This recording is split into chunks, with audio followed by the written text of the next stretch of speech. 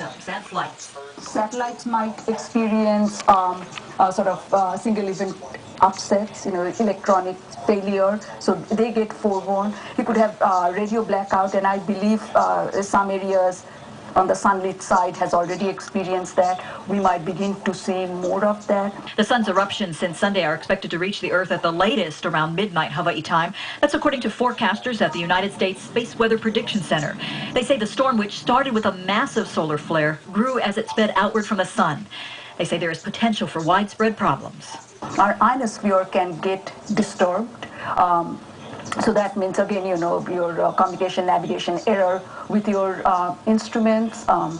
Satellites might experience larger drag that might require resetting them in future. My expectation is that it's at that level. It's a moderate level storm, as far as we can tell right now.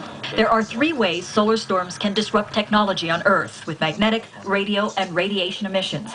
This is an unusual situation when all 3 types of solar storm disruptions are likely to be strong. So far, scientists say this storm ranks as a 3 out of 5. The solar storm is likely to last until Friday morning, but the region of the sun that erupted could still send more blast our way.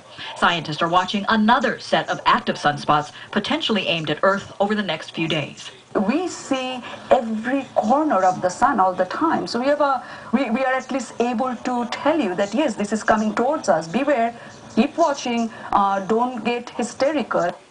And we haven't heard of any major disruptions anywhere so far.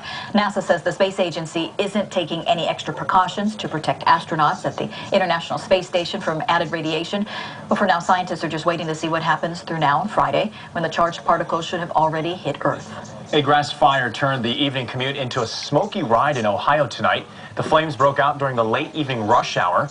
The fire didn't block the roadway, but traffic was definitely slow. Particles that could disrupt power grids, global positioning systems, and flights. Satellites might experience single event upsets, electronic failure, so they get forewarned. You could have radio blackout, and I believe